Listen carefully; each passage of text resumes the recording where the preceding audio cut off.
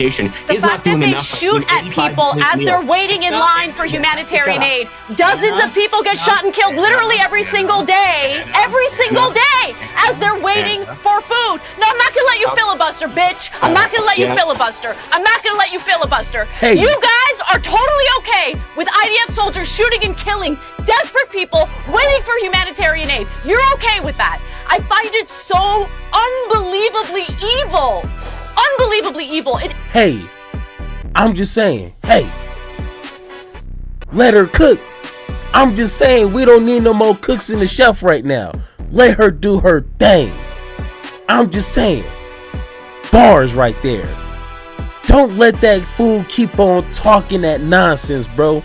Hey, thank you for clicking this video. Just to let you know, this is a clip from my previous live stream that I did. Just want to let you know I go live every Sunday through Thursday at 6:30 p.m. Mountain Time. And if you don't know what time that is, go ahead and Google that so you can meet me and have a conversation on my next stream. Once again, I appreciate you clicking this video. Now let's enjoy the video. When it comes to Israel in Gaza, and if you guys been watching my YouTube channel for a while, you know my position on this. Like, ever since October 7th, like, those who kind of know the history, who knows the crazy rhetoric that Israel's government and some of their people have been pushing, you kind of know, you kind of figured something like this was going to happen. Like a mass casualty, a complete destruction and takeover, an ethnic cleansing, as they say, over the Gaza Strip. We kind of seen this coming, and it's not going to stop. And a lot of people, like we're going to watch, would say, hey, if Hamas just gives up the hostages, everything will be fine. Everything will be peachy. No. And you know how I know this? Just in the past couple of days, this is what happened. Now tell me how any of these actions here is fighting Hamas, okay? Which is crazy.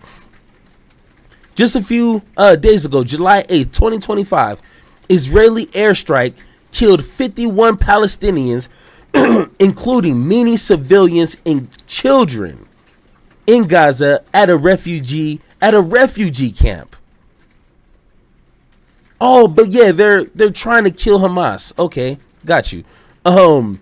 July 20th, a few days ago, Israeli troops fired on crowds waiting for UN aid at the I can't pronounce Zikim. Not going to even try to butcher that name.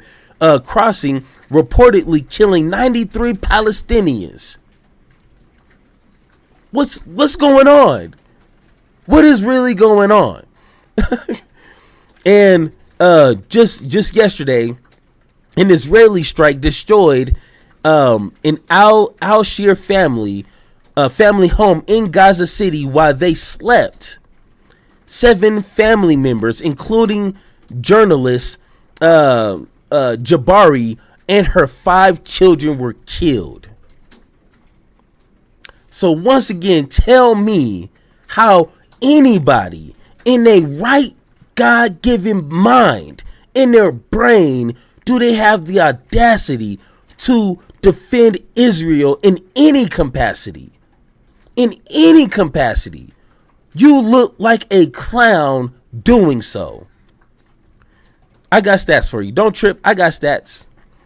So the total deaths, which once again, if you're watching this, I know there's more bodies buried in the rubble. I know. But this is what they're reporting as of how many is counted today. So don't be in the comments, oh no, those are nothing. This is what's being reported, okay? The total death range between 58 and 61,000 deaths. Injuries is 127 to 139,000. And when it comes to the damage conflicted in Gaza, 75% of its structures are destroyed. So they're almost completed with destroying Gaza. Like, that's how bad it is. So who's still defending a genocide? And here's a fun fact before we get into the video.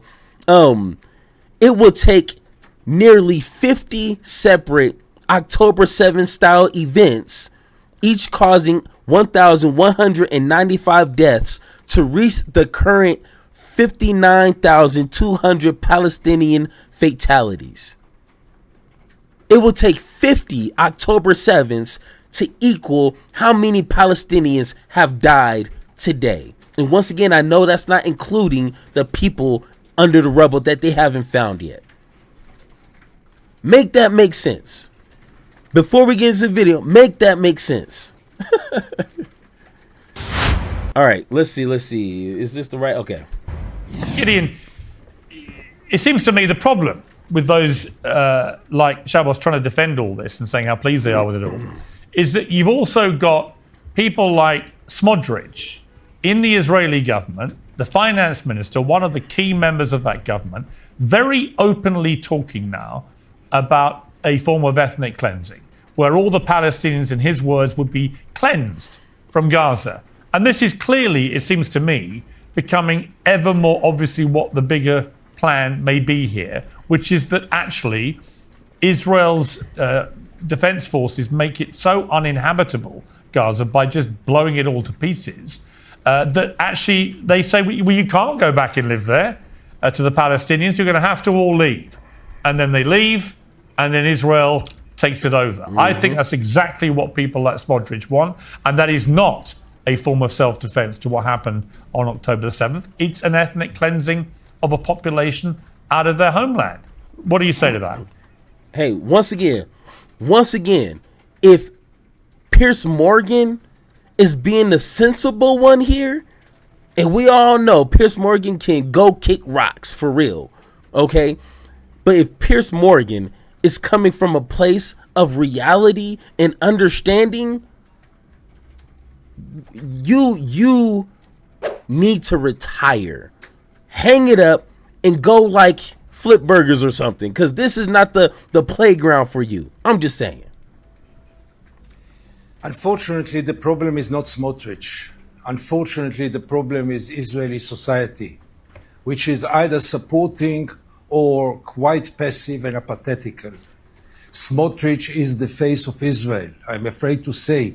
He says loudly and in a very vulgar way things that you can understand from many, many other Israelis, maybe the majority, who sits at home, who doesn't watch anything of what's going on in Gaza, who has no interest in what's going on in Gaza, and sits, and then comes someone like our friend in the team now, who is even proud in it. Can you believe that a Jew, a human being, an American, can be proud of starvation, of mass murder, of genocide? I mean, this stage, really, here I remain speechless. I can understand if the Israeli propaganda tries to explain, to cover up, to spread lies, to talk about self-defense, to talk about killing Hamas, to talk about the fact that it's about Israel's security. But to be proud of what we are doing, to be proud of slaughtering 20,000 children, how can a human being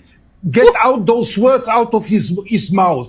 This is not human. I'm really sorry. Only the Nazis spoke like this. I repeat, only the Nazis were proud of mass killing and genocides. Hey, once again, dare I say,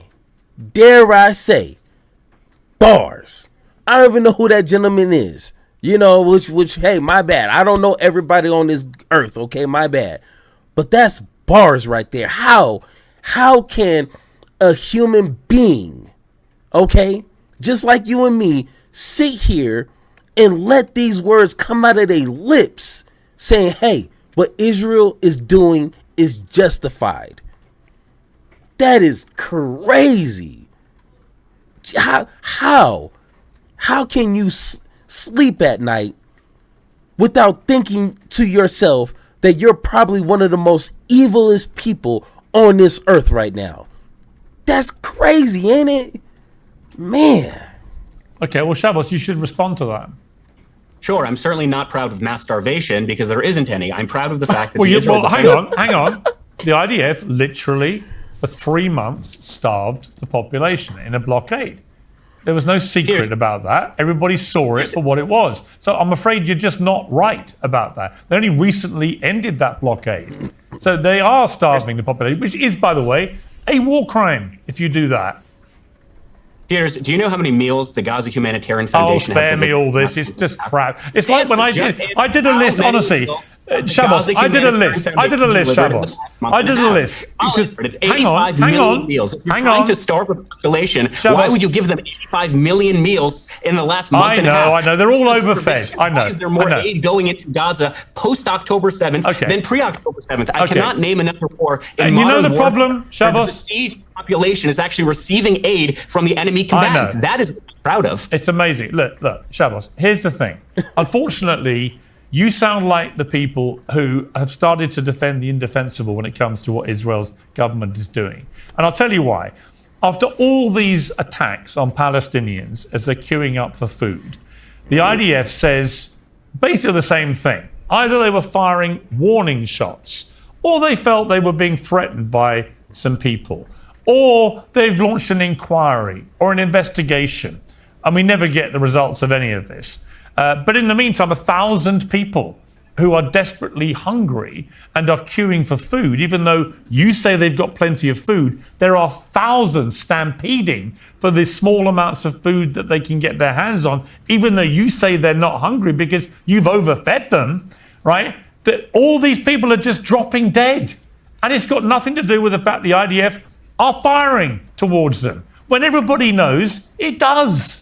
And this is the problem when you defend the indefensible. It would have so much more credibility if the IDF just once said, you know what, we did. We shot at them, and like you said, you're very proud of everything they're doing. And if they were to proudly own this and explain why they need to shoot starving people who are stampeding for fragments of food, maybe we'd all take a lot more seriously the other claims they make. And great point. Once again, if Piers Morgan is checking you, we got a problem. Houston, we got a damn problem here.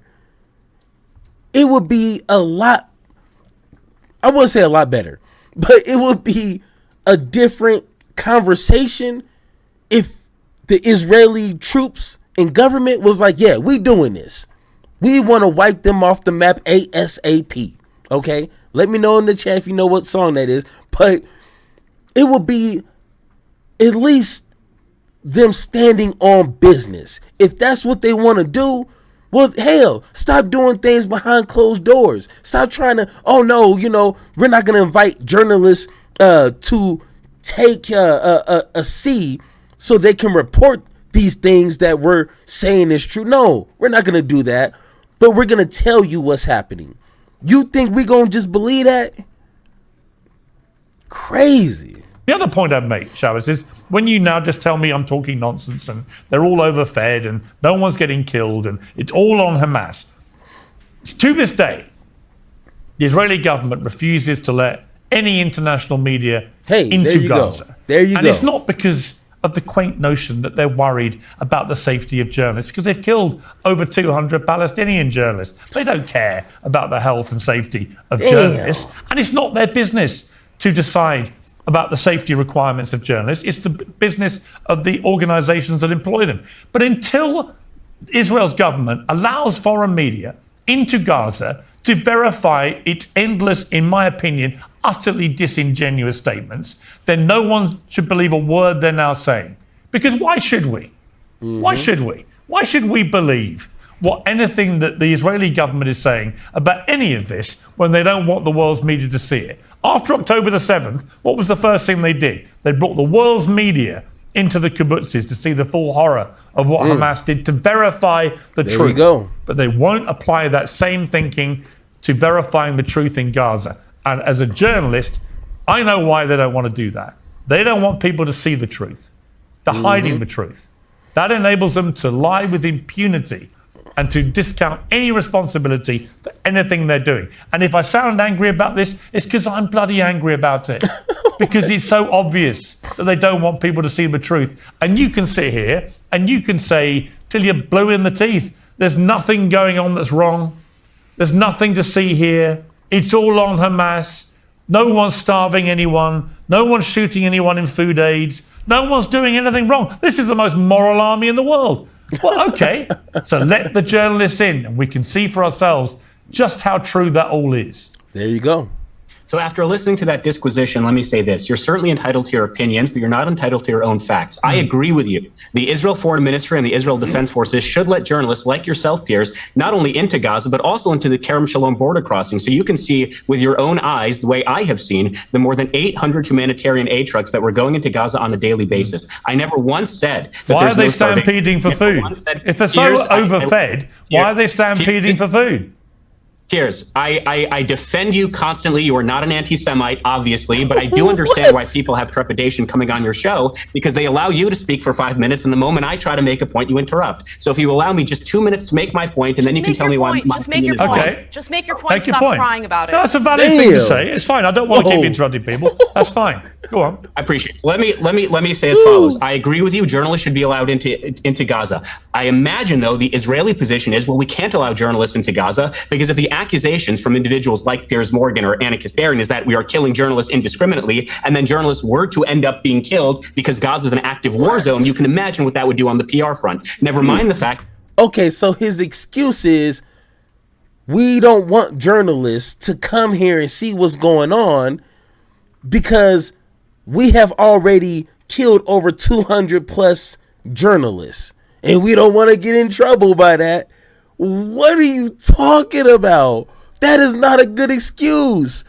You're just highlighting an issue that is problematic. They're killing journalists. That's bad on its own. Oh yeah, so no journalists allowed because they killing motherfuckers over here. What? I'm sorry, guy, whatever your name is, that's not a good excuse, bruh. You need to keep that in the oven for a little bit. Let that cook a little longer because that was a whack ass excuse. What are you talking about? Yeah, we killing journalists, so, we don't want to invite you guys over here. That British military rule does not allow journalists into active combat zones. So what you are saying is we should apply a double standard to Israel, that they need to allow journalists into an active war zone, but no other Western country needs to follow the same procedures. Even with that double standard, I would concede that point. I agree journalists should be allowed in. Payments. All right. Or visit. Inherently starvation. I never once said that people are being overfed. I never once said that what the IDF is doing inherently all the time is good. What I am saying is the IDF has taken measures that no other Western country has ever taken in modern warfare. The fact that they drop leaflets on buildings telling civilians to evacuate because there are known Hamas entities in those buildings. The fact that they have provided more aid into Gaza post-October 7th than pre-October 7th is something I'm very proud of. And if you believe that the Gaza Humanitarian Foundation is not doing enough, shoot at people as they're waiting in line for humanitarian aid. Dozens of people get shot and killed literally every single day as they're waiting for food. No, I'm not going to let you filibuster, bitch. I'm not going to let you filibuster. I'm not going to let you filibuster. Hey. You guys are totally okay with IDF soldiers shooting and killing desperate people waiting for humanitarian aid. You're okay with that. I find it so unbelievably evil. Unbelievably evil. Hey. I'm just saying, hey, let her cook. I'm just saying we don't need no more cooks in the chef right now. Let her do her thing. I'm just saying, bars right there. Don't let that fool keep on talking that nonsense, bro.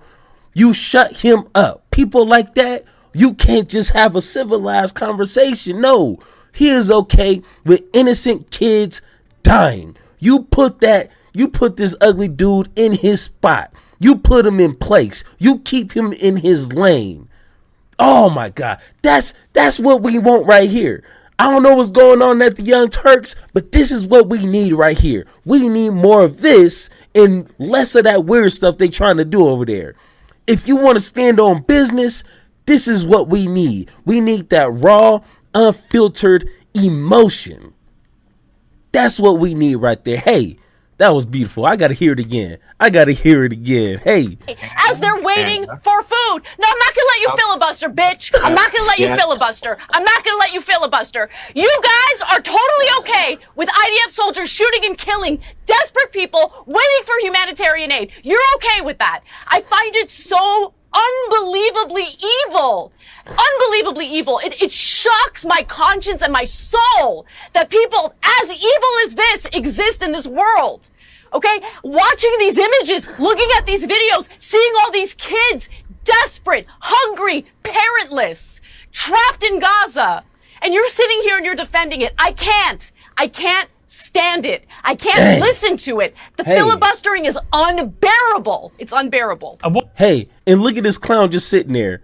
This is what a clown looks like. This is the face of someone who just has a paycheck. Who just hitting the talking points just to collect that check. No soul, no standards, no integrity, nothing. Just an empty shell of a human being who's collecting a check, saying every weird, whack-ass excuse to protect Israel and killing innocent people. That's crazy to me. Oh my God. Thank you, Anna. Hey, we need more of this. We need more of this here. I tell you what, I can't take it. How can you watch all those kids die? Okay, let me bring Gideon back in here. Will you call on Hamas right now to surrender and release the hostages? Do it right now. Say I called out Hamas. I called out Hamas from the very beginning. I've got no love for Hamas. It's a terrorist organization. What they did was wrong. I cried over the atrocities that they engaged in on October 7th. But you know what's so disgusting? You want to? Yes, I did. You should watch The Young Turks. That's where you'll see exactly what I had to say about Hamas after October 7th. I even trashed elements of the left who refused to criticize Hamas for what they did. Okay, so you don't have a leg to stand on when it comes to that issue. Okay, you made that but clear. You can't on one hand, talk about the injustice of what Hamas did, and then turn around and say it's okay if Israel does it times 1,000. Okay, let me bring Gideon back in here. Hey, need I say more? Always the old played out talking point for the past 2.5 years. Well, I mean, do you condemn Hamas? Hamas? Oh, Hamas. Yes, we condemn Hamas and we condemn Israel. Hey, guess what? We can walk and chew gum here. We don't support what Hamas did, and we don't support what Israel is continually doing. That's what people they don't want to understand that. Because like I say, he collected a check. He's collecting a check, so he's not going to admit that. Man, that's what I'm saying. When you go on these shows, man, don't worry about trying to make a point. Don't worry about trying to make friends. No, you get on there, say what you need to say, put these lame people in their place. That's where they belong. Hey, Gideon, my big issue, right, other than the slaughter of so and I think they're gonna kind of go into some other things here, but hey, we need that fire. That's what American people want from these representatives, from these people that are speaking truth to power. Progressives need that energy. Because people cling to that. Because it's true. It's that raw, unfiltered emotion. And when we have a Republican Party, we have a Democratic Party, separate from the progressives, when they are fueling the fire, when they continue to fund and support Israel in this genocide, we need a few brave people to speak up loud and clear. I'm glad she was screaming in that mic. I am glad she damn near blew my eardrums with that. I was listening to it at work. I'm glad she did that so people can get the message. And that's what's important. That's simple. I've been wanting this shit forever. I've been in the field with whatever they throw at me. Brush it off, pick myself up, moving on to the better. Hey. Ain't no errors, baby, it's a new era. I wake up early, feeling rich like I'm Kesha. I get to the paper, boy. Extra, extra.